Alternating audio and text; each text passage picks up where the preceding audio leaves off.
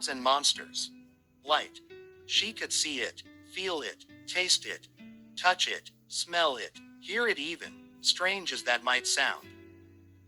It sang to her like the sweetest of songs, poured into her ravaged mind, surged through her senses until it was all she knew, all she craved, all she wanted. It chilled her body and burned through her blood, freezing and scorching her all at once. Yet the light was also a comfort to her. It was familiar. Was that the right word? She thought it was. The light wrapped around her close, held her snug and tight, as though she were a caterpillar and this, her chrysalis. It was in the light that she was reborn, in the light that she finally had her first coherent thought in 12 years. Who am I? The light provided answers. Polly. An impossibly deep voice rumbled from all around her. Your name is Polly. You've been asleep for a very long time. It sounded right. But she couldn't remember properly. Her head hurt. Thinking hurt. Something was wrong. Why couldn't she think? There was a terrible pressure in her skull, an awful ache, but she couldn't lift her hands to touch her head. Couldn't move at all, come to think of it. But thinking, that was getting easier. The pressure in her head had begun to fade, already little more than a distant memory. With its absence came questions, so many questions, one after the other, each more poignant than the last. Where am I? What happened? Why have I been asleep? How long was I unconscious? Where is she? Where's my daughter? Daughter, she remembered now. She had a daughter, a girl, Samantha Eve Uzumaki. She'd been close to term with her, only a few weeks out. There was more, wasn't there? Something flashed through her mind. A man with bright blue eyes, tawny blue hair, and whiskered cheeks. Clad in an orange turtleneck and battered blue jeans, he sat beside a window, watching the rain. He turned to face her suddenly, saw her, and his face lit up in a smile that took her breath away. Rather than stand, he knelt and offered a hand to her. There was a box in his palm, and within it, a ring. His lips were moving, and though she couldn't make out the words, she could deny the sudden surge of feeling that his smiling face conjured. His name. What his name? Oh God, why couldn't she remember his name? The memory seared through her brain, so sharp and painful that it tore a gasp from her in the light. No, she realized, it wasn't just light. There was another word for it. Right there, on the tip of her tongue. She wrinkled her nose in the void, and poured every fiber of her being into remembering. Chakra. Yes, that was the word.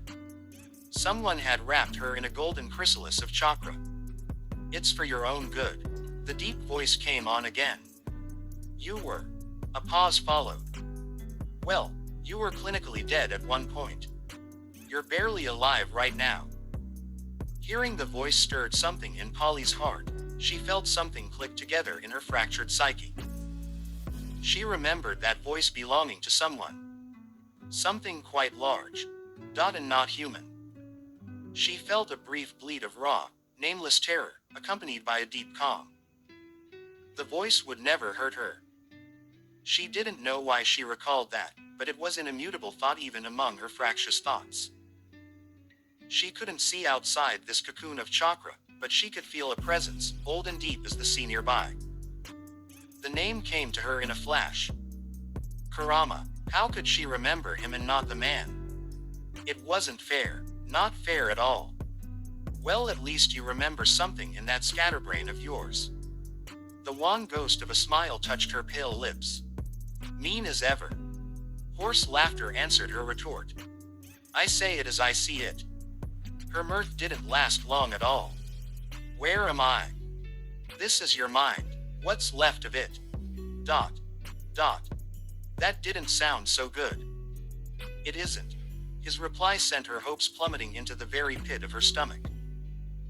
My chakra is the only thing holding you together at the moment. Your body has suffered severe brain damage and massive organ failure. That's not something easily fixed, even for Naruto. The name was a thunderbolt in Polly's mind, a searing flash that burned away the fog shrouding her mind. Memories blitzed her one after the other as the past caught up with her in a maelstrom of emotion.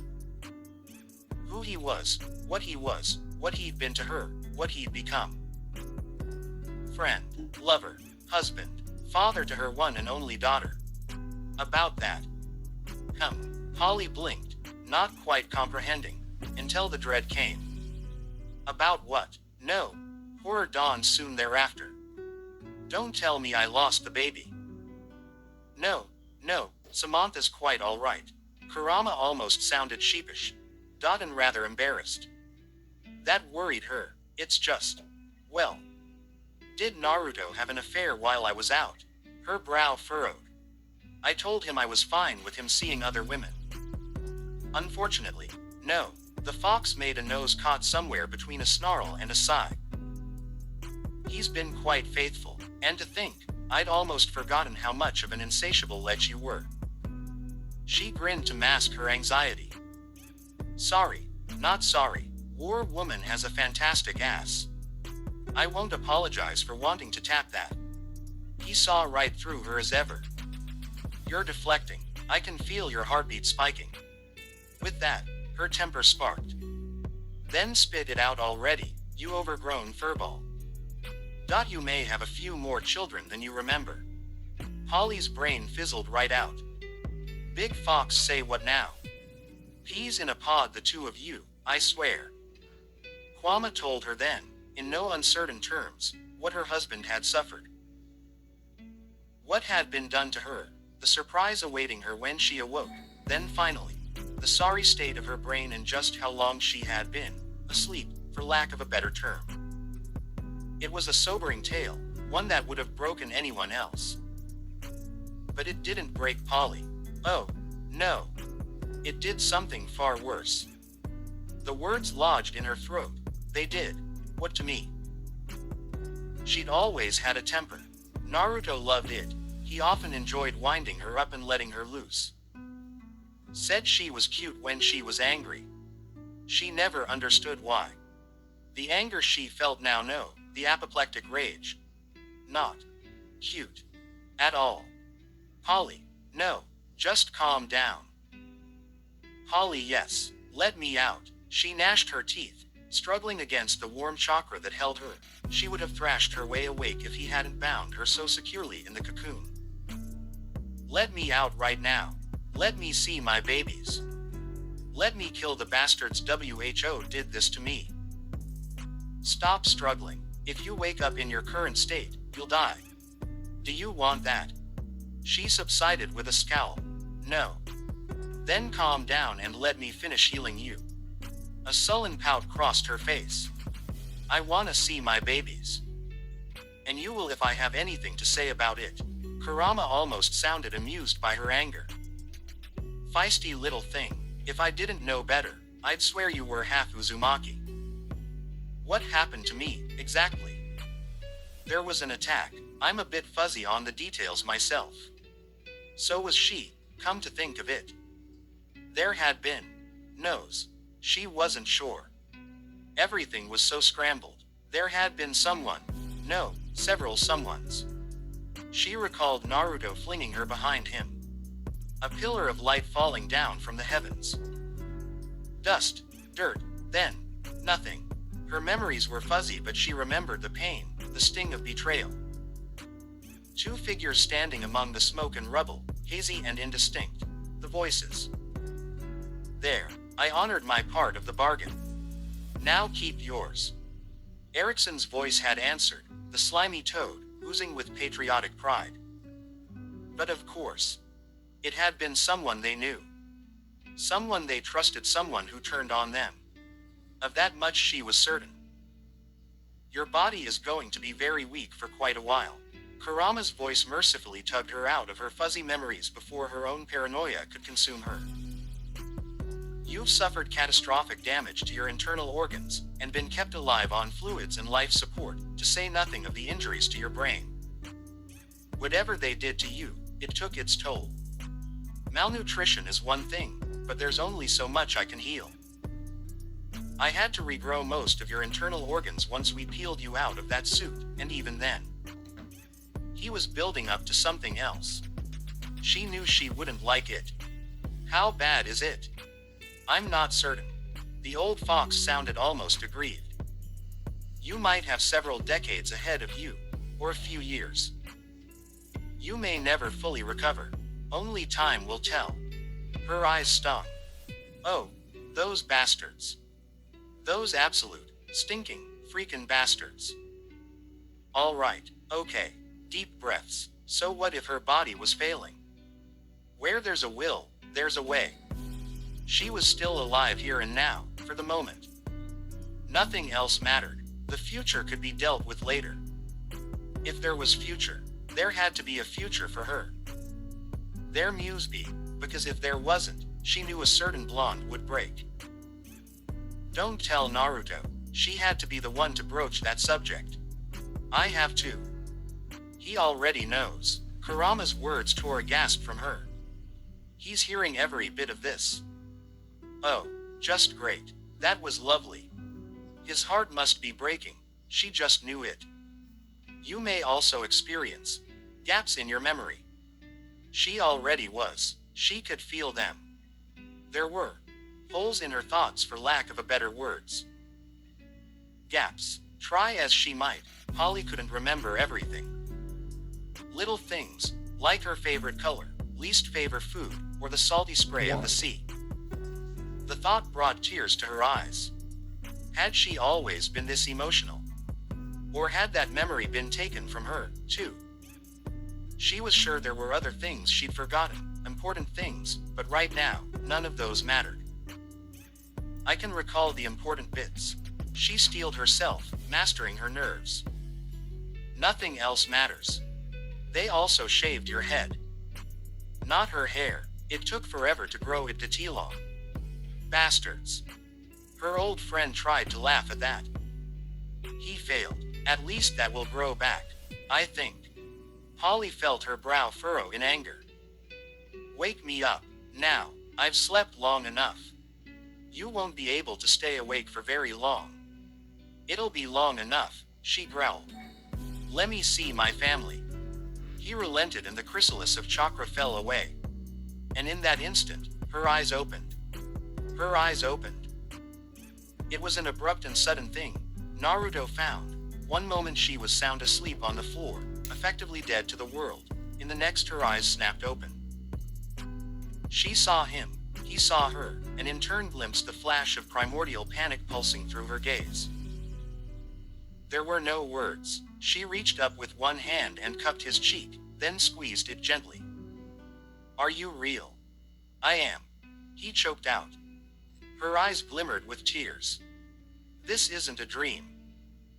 Naruto shook his head. It was that which broke the dam deep within Polly. His wife sobbed and clutched at him. Uncaring of her nakedness, her weakness, or even the now discarded cybernetics left strewn out on the floor around them. She wrapped both arms around him and held tight, only having eyes for him and nothing else. She was so light, he could lift her with one arm and very nearly did just that, until she started talking again. How did you get out? What happened? Where? She coughed harshly, her throat still dry. Where the hell is? You're all right, he whispered fiercely before she could panic. Everything's going to be all right now. Polly didn't answer that, just clung to him all more. He pulled back to get a better look at her and very nearly wished he hadn't. Her violet eyes were sunken in her head, rimmed with dark shadows, her face made gaunt and lean by the years.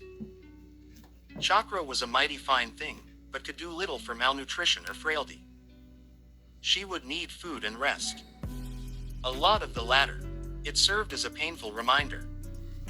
Kurama had done the best he could, but she didn't have a tailed beast of her own to speed her healing along. She was painfully thin too, he could see the bones poking through her skin. Sage above, she looked so small. Her head kissed his chest. You haven't aged a day.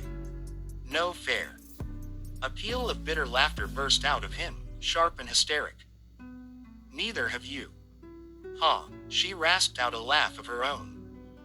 Liar. I feel awful. Probably look even worse. She did. Was she the same person he remembered? Were either of them? They'd both been changed by their experiences. But then she looked at him. Really looked at him, as she had 12 years ago. Her eyes met his and he was lost. That was it. He was done, doomed, and decided, just as he'd been on that day so long ago. No matter how weary she might be, how hurt by time, she was still his wife. Looking back, he wasn't sure who kissed whom first. One moment he was holding her close, then her lips were on his and there she was, melting into him with the sweetest sigh. Even weak and trembling from her near-death experience, she still managed a wan smile from him. Let's go home. She clung a little tighter to him. I'd bang your brains out right now if I want, so drop dead tired. Polly.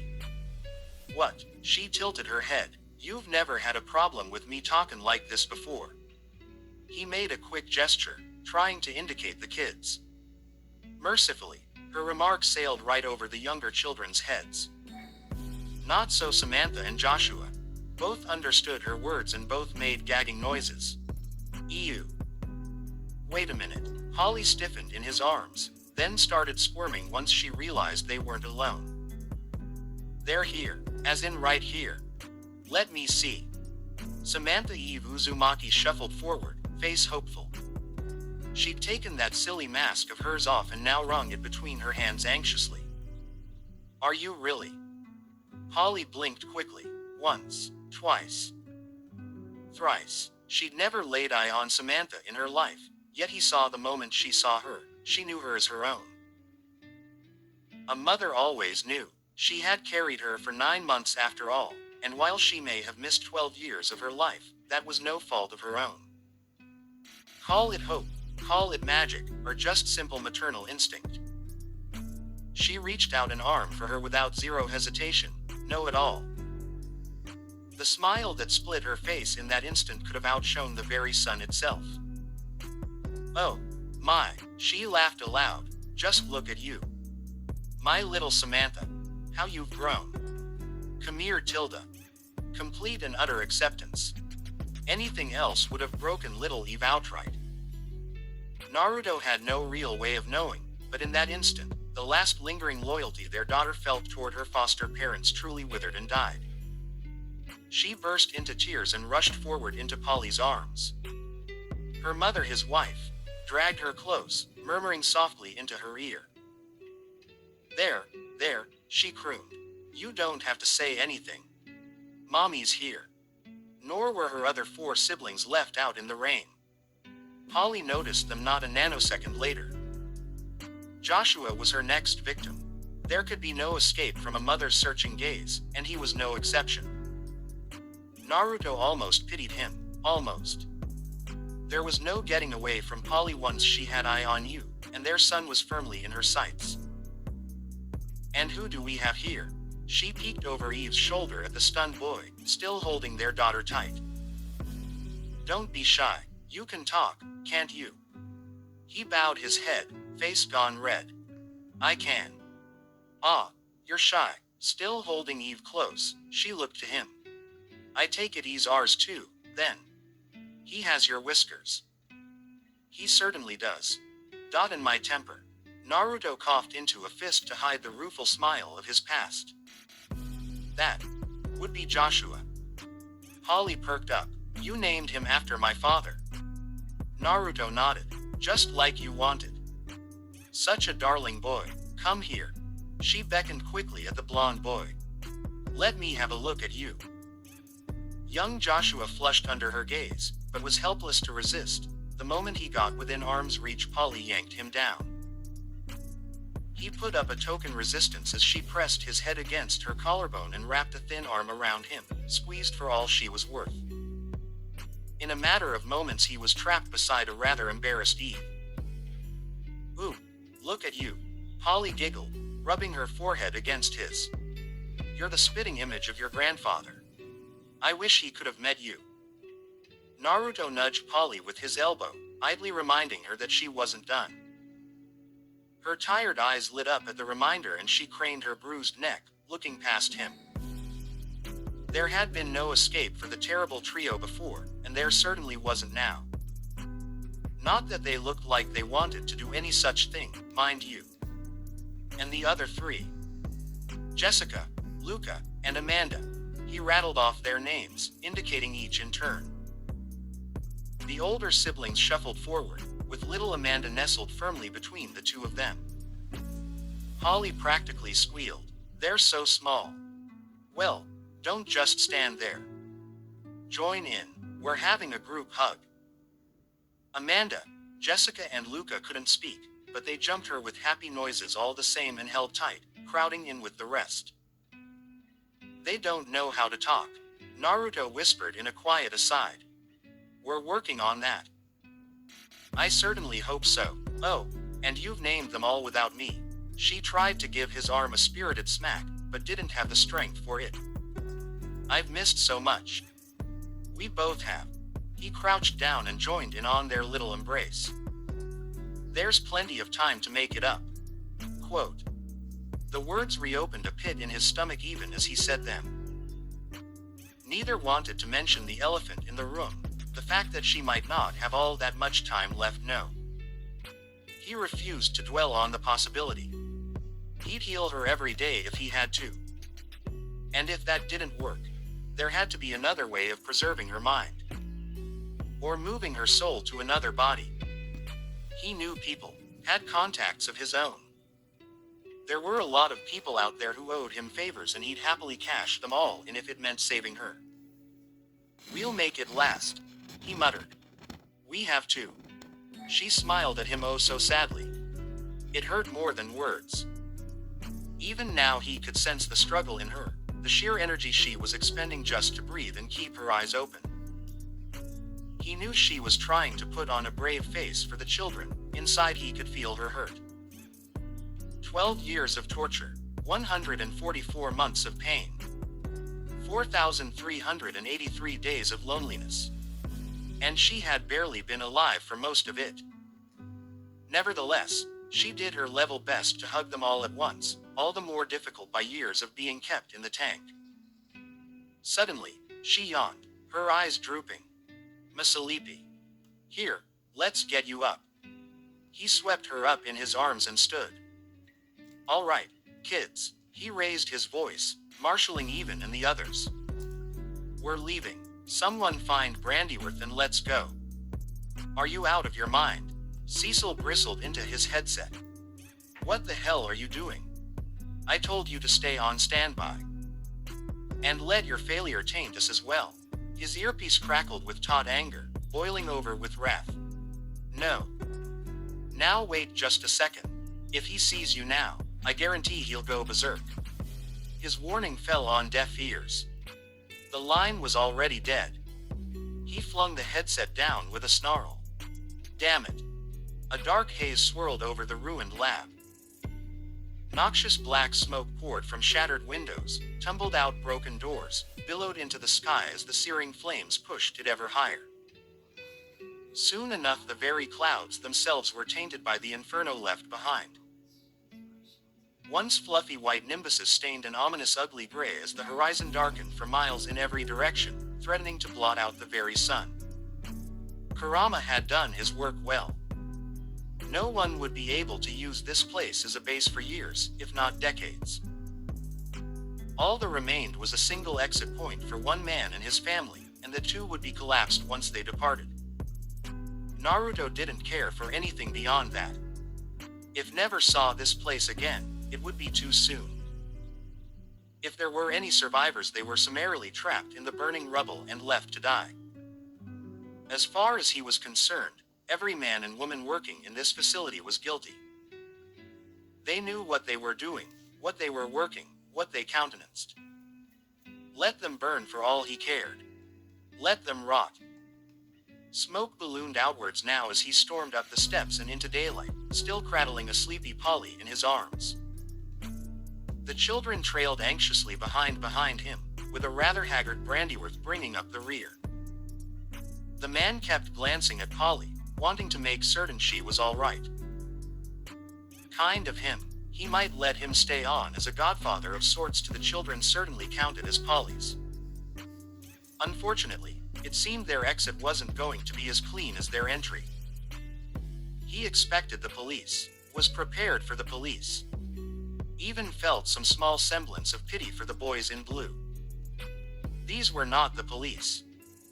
His first clue came in the form absolute silence, the lack of fear he sensed even as they ascended. His second was the steely determination he felt, mired with guilt. And the third, their anger. So much anger. Whomever was waiting for him, and there was more than one, they were proper furious, and he couldn't understand why. Ericsson's forces must have tripped the alarm, or maybe someone had simply seen the smoke and called it in. He wasn't surprised to find folks waiting for him. Cecil might have decommissioned this facility, but heroes were still heroes. He should have known someone would show up, but who was it, and why did they feel vaguely familiar to his senses? Oh, dear. A mace smashed into his face just as he crested the exit. He was ready for it and turned the other cheek. Because you see, he knew this mace. Just as he did the one wielding it. Good to see you again, War Woman. He grinned around it, momentarily unable to see. Mind getting that mace out my face? I just need to kill a few more people, take my family, and be on my way. Naruto. A startled voice greeted him. Oh gods, is that really you? No, of course it isn't me, Holly. His voice all but dripped with sarcasm, and he rolled his eyes as he used her real name. I'm actually an evil clone. This is all some sinister plot to take over the world. Of course it's me. At his shout, Holly stirred in his arms, sighed, then blinked blearily up at their would-be attacker. Oh. Hey, it's the woman with the fantastic ass. Her words had the desired effect. War Woman jerked backward with a sputter, face burning. Polly. A feverish grin was her reward. Sorry, not sorry, still really want that threesome. Eve squirmed out of the exit behind them, eyes wide. Naruto waved her back. He hoped the message was clear enough. Let me do the talking. I see she hasn't changed. Mentally, at least. War Woman looked at her more closely, noting her nakedness and frail appearance. What happened here? A lot of things, none of which he felt like repeating. This is the part where you let us go. I need to get my family settled. Family. No point hiding them now. He whistled once. Eve and Joshua filed out after him, with Jessica and Luca bringing up the rear. Little Amanda grinned gormlessly at the lot of them and even dared a little wave. Last of all came Brandyworth, looking terribly tense and ready to fling himself in front of the children if they came to harm. Which they just might. War Woman blinked rapidly, eyelids fluttering in surprise. They look just like the two of you too. Of course they do, silly. Polly yawned in his arms. They're our children. The remark seemed to wound War Woman. She flinched back, head twisting this way and that as she tried to take all of them in at once, essentially looking like he'd just snapped her neck. But how? Ahem, someone coughed. As entertaining as this little interlude is, I'm afraid you have bigger problems. Naruto looked past her, mildly nonplussed. Of course she wouldn't come alone. He looked up as 6 figures floated down from above. Well, if it isn't the Guardians of the Globe. He clicked his tongue softly. I'm honored. He remembered most of them from the good, old days. There was the immortal, implacable as ever, while Red Rush flicked him a jaunty wave. Darkwing's stony countenance reflected nothing, but Aquarius looked like he'd seen a ghost. Martian Man granted him a curt nod. Dodden was that one over there, the new green ghost. Interesting. Seemed the mantle had been passed on while he was out. He wondered if that slip of a girl could live up to her predecessor legacy. His heat tilted. Is this the part where you arrest me? The immortal stepped forward, face carved from stone. We're not here to fight you. Well, that's good. His smile wasn't entirely feigned. I'd hate to kill you if you in front of my kids. Although, he frowned past him, noting the absence of someone. Where's Samson? Couldn't be bothered to show up. A look of shame flashed across the older man's face. He lost his powers. Lost them. Now it was his turn to flinch. How in blazes do you lose your powers? That would be like me losing my chakra or no, not focusing on that. He held up a hand to forestall an explanation. I'm only going to ask this once. Were you involved? The immortal winced. Naruto. Were you involved? He looked upon his old friends with deadly calm, daring them to object. It's a simple question. Did any one of you, play a part in what happened the night I was attacked? Red Rush tried to intervene. Now hold on. Naruto rounded on. You lie, you die. The speedster shut right up. Alas, the immortal didn't. Have you taken leave of your senses?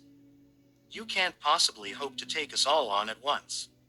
Not in your current state. You're right. A feral smile flashed forth, practically splitting his face. I can't. He pointed a finger upward. But he can. Kurama crashed down behind him in all his golden glory, towering over them all. Hello again, ants. Martian man backpedaled. Aquarius and Green Ghost nearly fainted dead away. That settles it, Darkwing rumbled. It's definitely him. War Woman tutted, as if there were any doubt. Kurama scoffed and laid down on his haunches, towering over them all, content to watch what followed. This is the part where you start talking, Naruto declared. Or you could try to fight me. He pivoted, nimbly handed the still sleepy Polly off to a stunned Brandyworth, and stepped forward, arms spread wide. On second thought, go right ahead. Come, die, I'll slaughter you.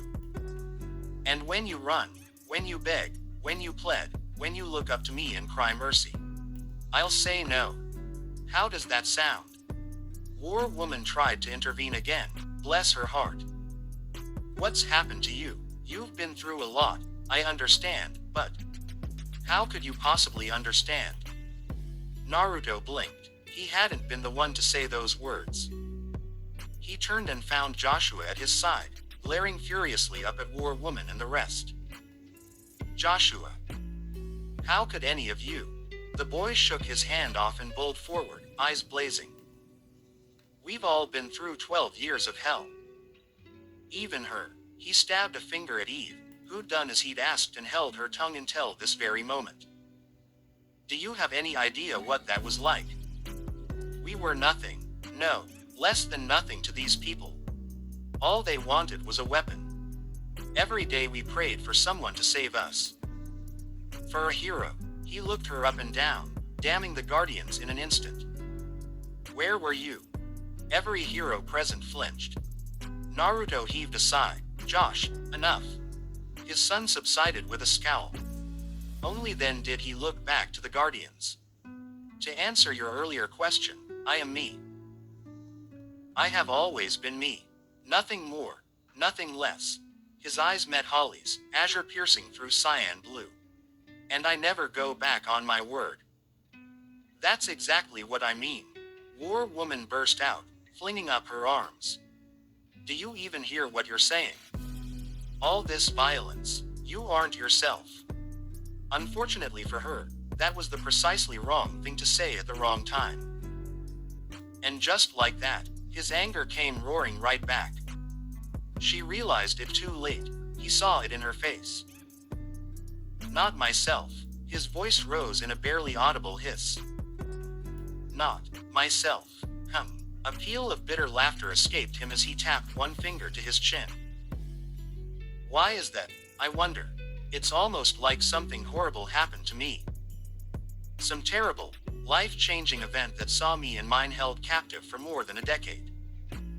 Holly winced. Naruto. No, Holly. His temper, already strained by Joshua's brief outburst, now tore free from its leash as he stabbed a finger in his old friend's face to silence her. I am talking. I have had one hell of a day. I've suffered things you can't even begin to imagine, gone through hell and back to reunite my family, and now you show up. Now, she wilted in the face of his anger, and that only made him angrier, leaving him to turn his wrath on the rest of the Guardians. None of you looked for me. I was your ally, you comrade, your friend, and you left me.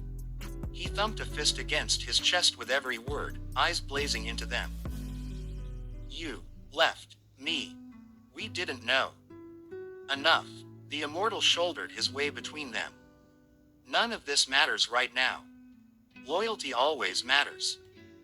His elbow cracked out, bloodying the man's nose and driving him backwards besides. The other Guardians tensed. Some went for their weapons. Others just balked. Naruto rounded on them all, teeth bared, ready to fight.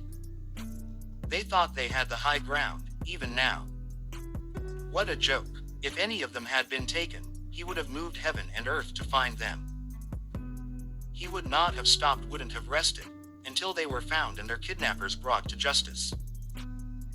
Then again, he had the benefit of being perhaps the strongest censor on the planet. He could have found them anywhere. The same could not be said for them. Yet even so, they had their resources. They could have done something. They should have done something. Why hadn't anyone done something? Now here they were, barring his path. It made him angry. Made him want to lash out even more. But he shouldn't. Holly was nestled in Brandyworth's arms and their kids were right behind them. But to just stand there. You're right, we failed you. War Woman's response took the wind out of his sails, if only for a moment. We searched every day for you, for 3 years, until all our leads dried up. You should have looked a little closer to home. He jerked a thumb over his shoulder. The GDA had me. Cecil claims he didn't know. We'll see. Now start talking. He grabbed her by the wrist before she could even think to step away. Were you involved in this or weren't you? I meant what I said before. He looked at them each in turn. If I so much as smell a lie, bodies are hitting the floor. Kurama lifted his head from where he lay, ready to pounce at the slightest provocations. The immortal, proud as ever, wiped the blood from his nose and lifted his chin first. I had nothing to do with this madness, old friend. War Woman touched a hand to her chest.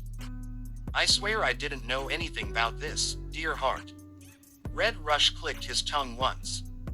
Who would I have for competition if you croaked? Green Ghost raised a hand. I wasn't even part of the Guardians back then, so. No. Darkwing shook his head, once and done. No need for more words. Aquarius floundered under his gaze. Not me. Martian Man replied similarly. Nor I. Naruto expected a lie, falsehoods of some sort. Negative intent at the very least. And yet he sensed nothing, not even the tiniest tremor of discontent. They weren't lying, none of them were. Which meant, none of them had anything to do with it. How? Who did that lead? He could understand being overwhelmed if 6 or 7 people jumped him at once in an unguarded moment, but that clearly wasn't the case. The Guardians of the Globe were the premier superhero team on this side of the planet, if not the entire world. Who could possibly take him by surprise and win? An uglier suspicion slithered through his mind. Could it be? No, not him. Please, not him. It just couldn't be. We'll talk on this later. He shoved the suspicion out of his mind, shook his head, and turned to take Polly back from Brandyworth. Right now, we're leaving. Get out the way. Remarkably, they did just that. War Woman even dared to lay a hand on his shoulder in passing. Where will you go? Where do you think? He shook her off. Home. After that, I've got people to interrogate. And kill. Holly heaved a heavy sigh. Naruto. No. Naruto. Yes, he couldn't afford to rest just yet. For he had miles to go. And promises to keep. Family. She had a family. An honest-to-goodness family. Samantha Adam Eve was still reeling from it all.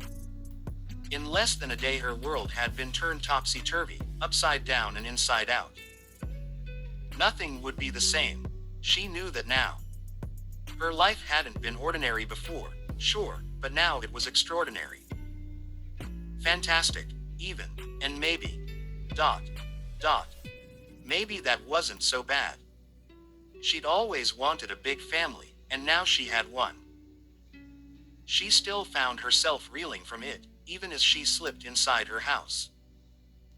It felt strange, looking at it now, knowing this would be the last time she ever saw it. All that remained was to collect her things and go. Did she feel guilty about this? A little, yeah, but it was obvious her not parents would never let her go. They wouldn't understand. Maybe if she was quiet and clever she could sneak in and out without anyone noticing. She'd asked Dad to wait outside. He hadn't been happy about that, but he'd agreed, if only to give her a chance to do things on her terms. Besides, someone needed to look after Mom. She was alive, yeah, but she didn't look too good. She could tell just by looking at her. Josh, it felt so strange having a brother, must have realized it too, because he hadn't left her side since.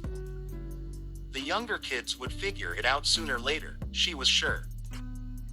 Eve crept through the door, still lost in her head, mind floating in the clouds. What she saw within brought her crashing back down to earth. Oh gods. Her parents were waiting for her in the kitchen. They didn't look happy. It might have something to do with the presents and birthday cake on the table, the multicolored balloons. Or maybe the banner hanging from the wall happily proclaiming, "Happy Birthday, Sam," in bright pink letters. Just like that she remembered. Today was her birthday, wasn't it? And she hadn't been here. Her not dad bristled at the sight of her. "And where have you been?" "Adam, wait." Her not mom laid a hand on his, trying to calm him. Trying, and failing, like always. "Just calm down." Dad scoffed and sprang to his feet. "Don't stick up for her. Just look.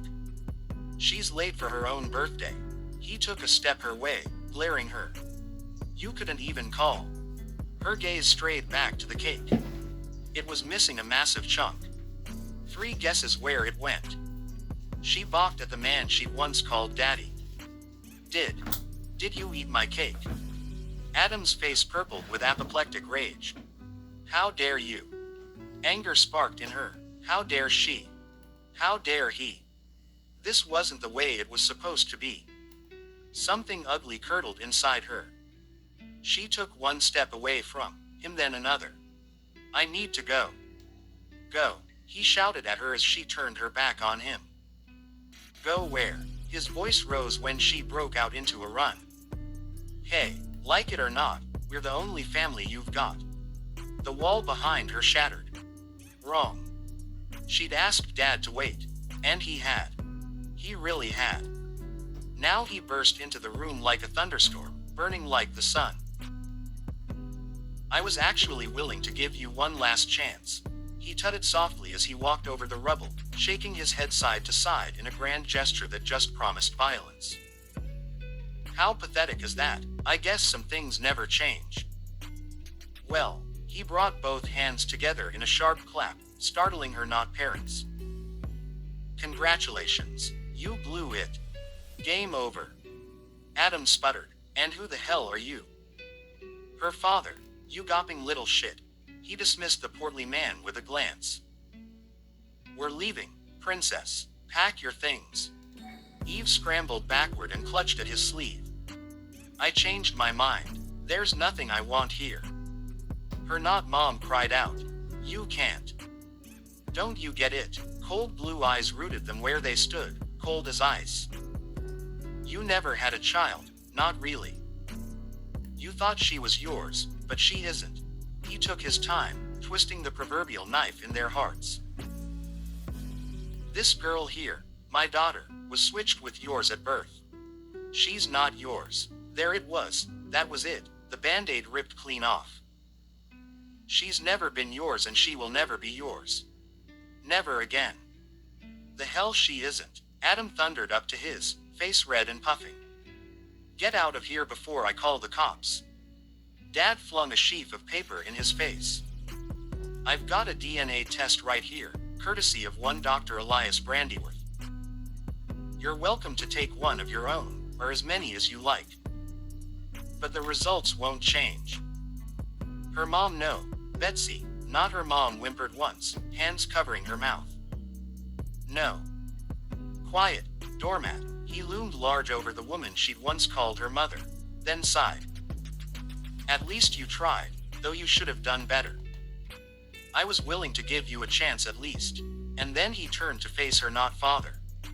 As for you, what can I possibly say about you? He leaned closer, face writ in a fearsome scowl. You're a failure of a father. The world is lesser for having you in it. Be thankful your daughter asked me not to kill you, or you'd be a stain on the wall. His piece said, he whirled away.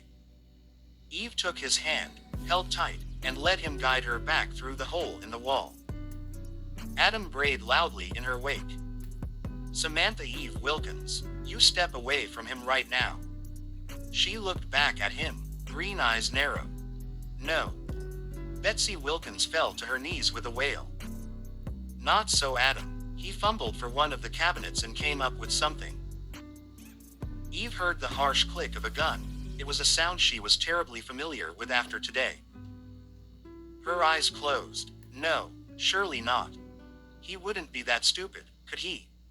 You let her go right now. Who was she kidding? He absolutely could. Or what, you'll shoot me? Naruto scoffed. Don't be stupid. Put the gun down. Bang. A harsh crack filled the air. Pain snarled down Eve's right arm. It was so sudden, so abrupt, so utterly unexpected that she wasn't prepared for it, hadn't even thought to conjure a barrier. She could only cry out and clutch at her bloody shoulder in horror. Tears burned in her eyes. She didn't even realize why she'd been shot. Adam Wilkins hadn't fired a gun in a terribly long time. His shot went wide and struck her instead of Naruto. It was all a tragic accident, really. But she didn't know that. All she knew was that she'd been shot. And then Dad was there, tugging her aside, humming softly. Shish, he crooned. You're all right, princess. I've got you. This won't take a moment. A golden hand touched her wound, coaxed the round from her arm in no time at all and sealed it shut. In a matter of moments all she felt was a numb tingle as the nerves wound themselves back together. But the shock remained, and with that came horror, then anger. Was that it, then? They'd rather kill her than let her be happy. Dad must have seen it, too, because his eyes began to glow. Eve beat him to it and rounded on her not parents. You shot me. Samantha. No. Adam lowered the pistol with quavering hands. I didn't mean to.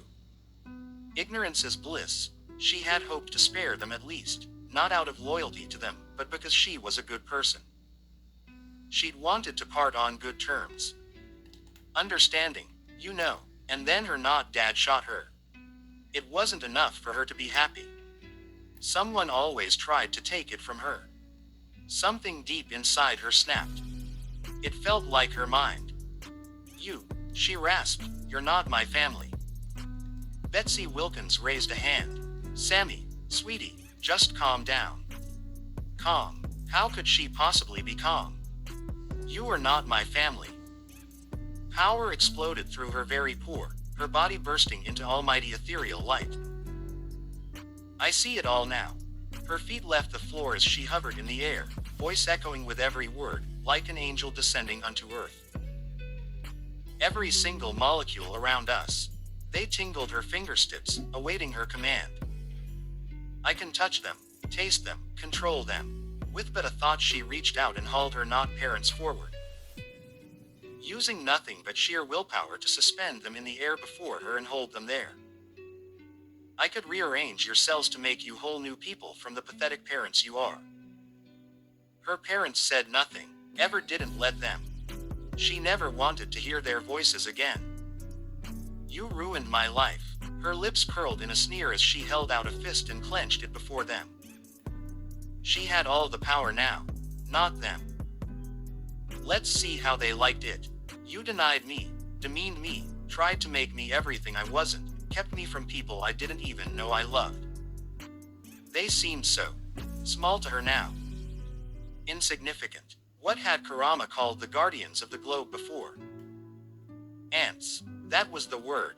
These people were ants before her, and she'd never felt more powerful now than she did in this moment. It felt like she could remake reality, bend all of creation to her whims. She'd broken through her limits. Nothing could stop her. She was as a god. Eve. Naruto's voice cut through her haze, snapping her out of her mad power trip. You need to breathe. She rounded on him in a frenzy, teeth gnashed in a snarl. And what do you know? Dad looked at her without fear. Take a look. You can see now, can't you? Eve did just that. As she was now, she could see his molecules, too. And the light, so much light. He burned in her vision like a second sun, and Kurama burned even brighter in his stomach. He was powerful, stronger than her, possibly the strongest being on the planet.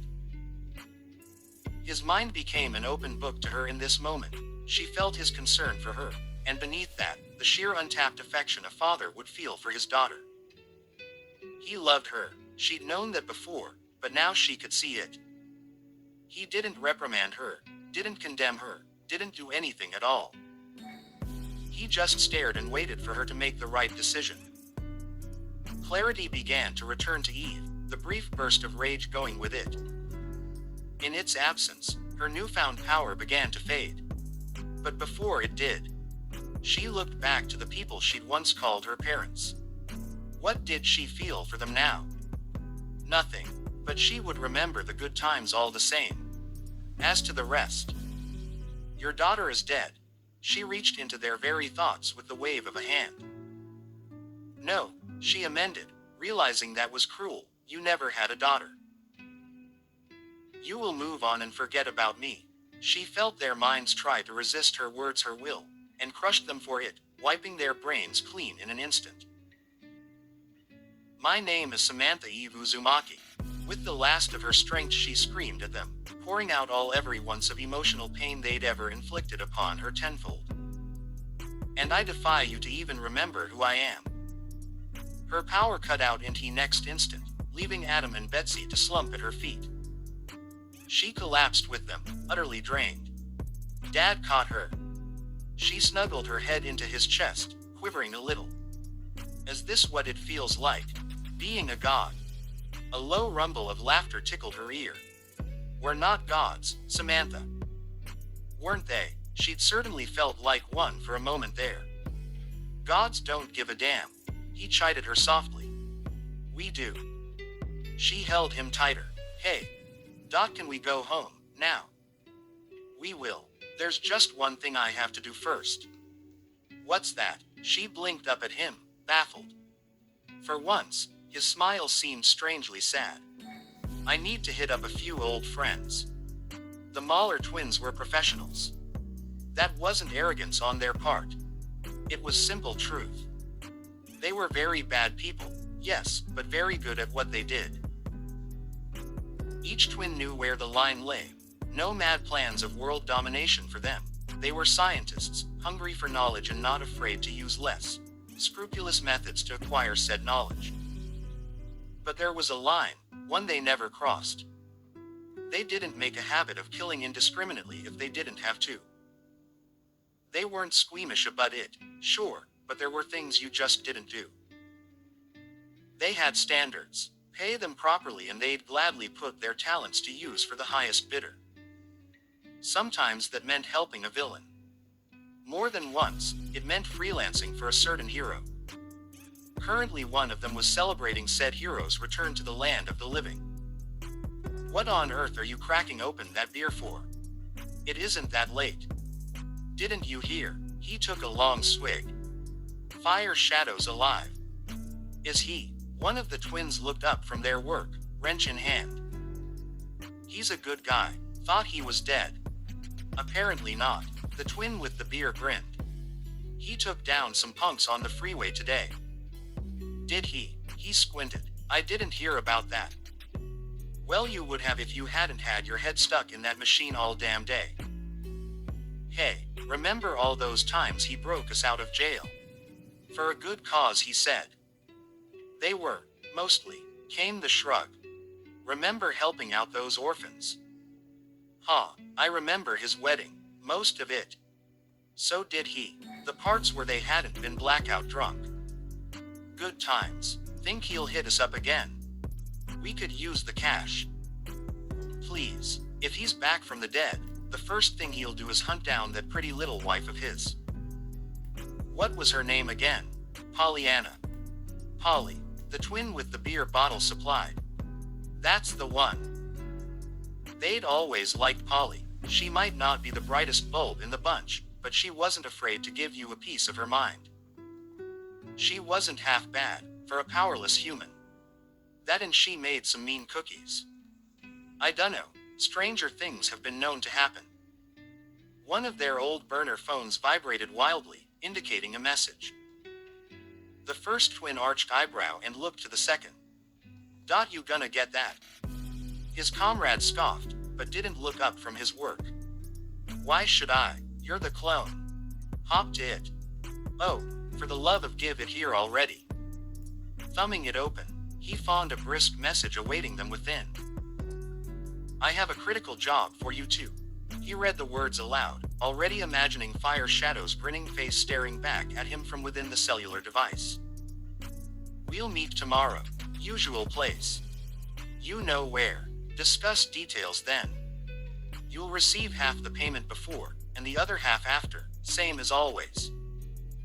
Don't let me down and no funny business.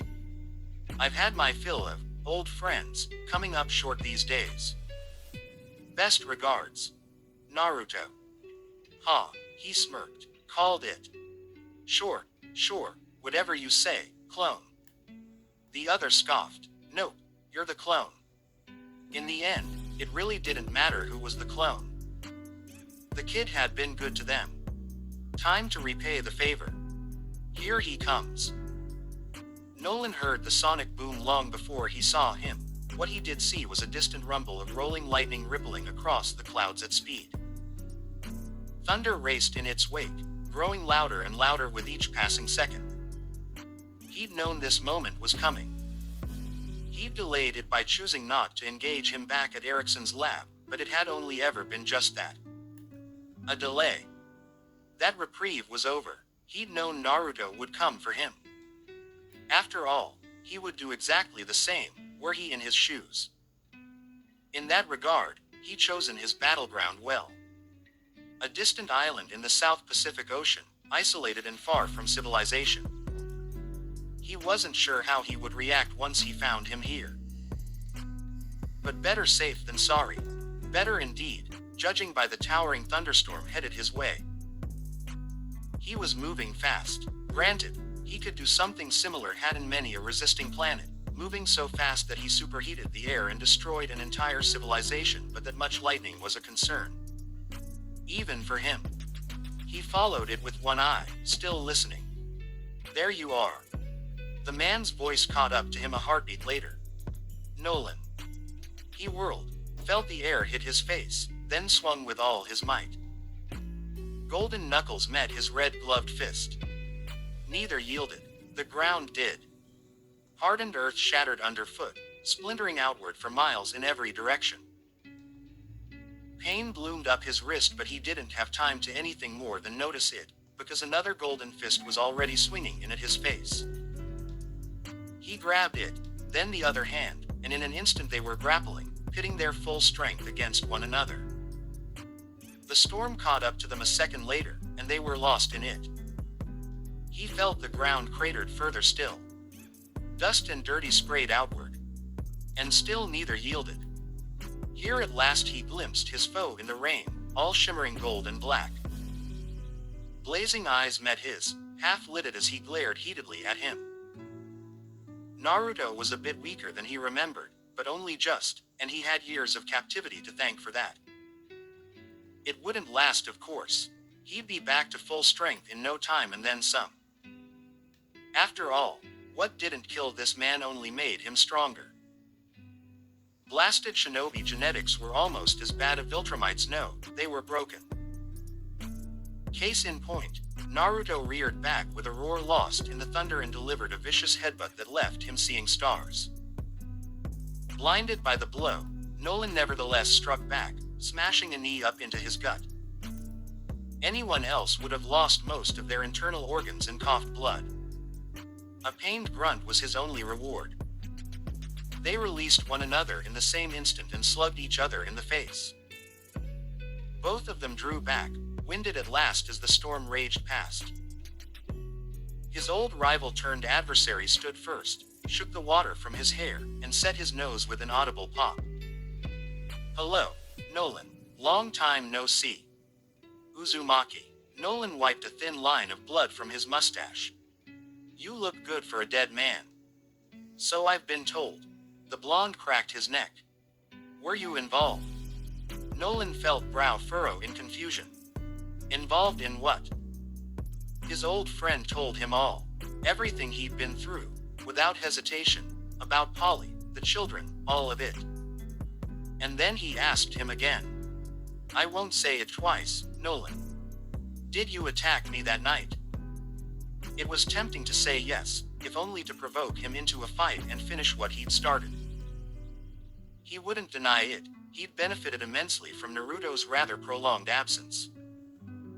The people of Earth had come to rely on him more than ever, as planned.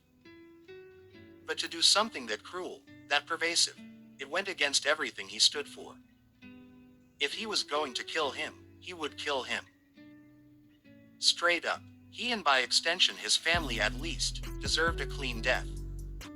They'd earned that much. "No," he said at last, shaking his head. "If I remember the date you gave me correctly, I was off planet at the time." Reporting to his superior, telling him of the immensely powerful whiskered warrior he'd encountered. Warning them to prepare if he ever called for backup. Naruto need not know that. Nevertheless, his response seemed to startle the blonde. He hadn't expected that answer. "You're telling the truth?" He seemed almost surprised. "Of course I am. Would I lie to you?" All the time, every day, from the very moment they'd met. He'd learned the hard way to be very careful whenever he answered a direct question from him. Stranger still, Naruto seemed to know he was lying about some things. He had hinted as much but let those slide, thankfully. What remained was an uneasy coexistence of sort. He had a mission here, as did this baffling blonde, though his didn't appear to involve conquering the world. So long as they didn't interfere with one another, all was well. "Then who the hell attacked me?" the blonde uttered to himself. "We'll find them." Nolan clapped a hand to his shoulder. "You have my word." In that, he was at least being honest. Anyone who could do that much damage absolutely needed to die. All it took was a moment of inattention, a moment of weakness, and even the strongest could fall. The last thing he needed was some silent assassin sneaking about under their noses. Still, the kid was looking better for his promise. Feeling better now. The blonde shrugged him off, but the hint of an old smile bloomed across his foe's whiskered visage. "You still hit like a truck." He frowned at him. "And you're going to war with the GDA." The smile faded. "Possibly. I'd advise against it. You have no idea what war is like. Least of all with them." "Aha, but I do." Naruto rounded on him, eyes wild. "The object of any war is victory. At any cost, or barring that, to make victory so painful, so utterly unobtainable, so repulsive, that they do not want it." A finger rose to jab at the sky. "Reputation is what people think of you. Character is what you are. Don't test my character right now, Nolan. It won't end well. For either of us. He should let this happen. But he owed him more than words. He couldn't afford to leave things like this. And so he broached a subject few on this planet would dare. Polly's dying, isn't she? Exclamation mark quote. Naruto looked away, hurt flashing across his face. Her body is, yeah. He ran a hand through his hair, looking harassed. It's her organs and her brain. Whatever that bastard Erickson did to her, it stuck. I can heal it, even fix the worst of the damage, but it just keeps coming back. I don't think I can stop it. Without me, she wouldn't even last the year. There might be something we can do. We, not you, appealed to his decency. Let the kid think him helpful. Keen blue eyes fixed on him, almost desperate with hope. What are you suggesting? Something he really shouldn't. Nolan told himself this was the smart play. Better to keep Fire Shadow on his side, make him amenable to his plans than create an enemy of him. But it was also a betrayal of his people. It went against everything he'd ever been taught as a Viltrumite. Let the weak die and the strong survive. But if Polly died, Naruto would go mad. If he went mad, he and the damn fox of his might blast the entire planet. The Viltrumite Empire absolutely needed Earth intact. No matter the cost. And so Nolan took the plunge. If she had a stronger body. Naruto shook his head. Polly doesn't want a new body and you know it. She's proud of being human. She isn't built like you or me. The things she went through, the damage she endured. It's a miracle she's still alive. Her soul is still intact, Fire Shadow muttered to himself. So long as she has that, I can save her, I think. There are still things I can do. That may be, but it doesn't chance the facts. Best to be pragmatic about this. Her body is alive, but can you truly call that living? What happens if her brain degrades even further? Will she even remember you? You're going to live a long time, Naruto. Don't your children deserve a mother who can protect them? Stop. Blue eyes snapped into glowing slits. Finish that sentence and your face will be giving the moon another crater. All right. Nolan raised both hands to ward him off. I'll give you some time to think on it. He waited, watching his eyes fade back to blue. Thanks, I know you mean well. Don't mention it. Anything was better than fighting it out here and now. If they did fight tonight, he knew it would be to the death. A decade ago he wouldn't have thought Fire Shadow had in him to fight like that, to take someone down and finish them. Soft, he would have called him. Weak, always eager to talk it out, to convert people to his side, unwilling to take that hard path, the bloody path. Now, he looked at him and saw the doom in his eyes, the steely promise of cold, icy death to any who dared cross him and his. In another life, he would have made a spectacular Viltrumite. Thrag himself would have cowered before this man. As things stood, he'd probably have to kill him in a few years. It was a shame, really. Such an asset he would have been. Instead, they'd have to fight one another one day. To the bitter end, only one of them would walk away from that fateful battle. And the worst part of it all, Nolan wasn't sure it would be him. Naruto tilted his head. You thought about killing me just now, didn't you? He scoffed in return. You were thinking the same, I'm sure. A frown. Could you do it, Nolan? Just like that. Did he know? No, he couldn't possibly. Would you? I've killed to protect my family already. The blonde before him lifted his chin. If dyeing my hands red with blood keeps them safe, I'll do all that and more. So long as they're safe. All that and more, eh. The seed of an idea was planted in his mind. It was too soon, much too soon to act on it now, but it was good to know all the same. If this mad scheme of his worked out, he just might have an ally. Naruto would do anything to protect his family, and he was clearly no friend of the GTA at the moment. Maybe he could use him, perhaps even convert. His watch beeped, ruining the moment. Nolan gave the damn thing a baleful glare and considered crushing it for a moment before he thought better of it. He heaved a sigh instead. I've gotta do. Debbie's waiting for me, it's date night. Is it? That drew a rusty chuckle from him. How's Mark? Energetic as ever. It was easy to warm to the subject of his son. All too easy. He wrapped himself in tape the other day. Called himself Duct Tape Man. Can you believe it? Naruto snorted. Kids will be kids, I guess. Nolan disagreed, but wasn't about to say so in front of him. That oldest girl of yours, what was her name again? Samantha.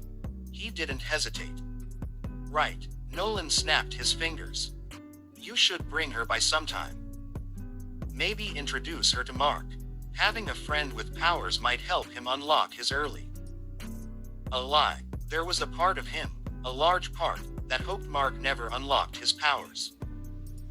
Because once he did, once that moment came.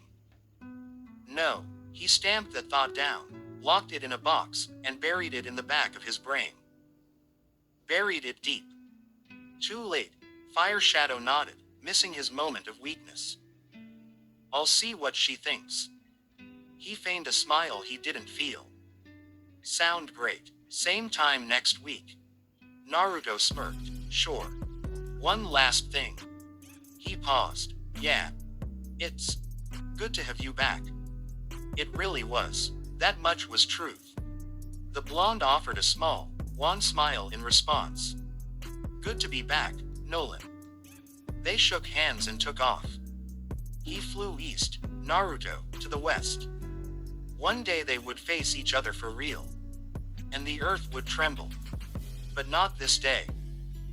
But fam, I am ending it here. If you want the next part, get this 1 to 7 likes. But I'll see you in the next video. Stay blessed you all.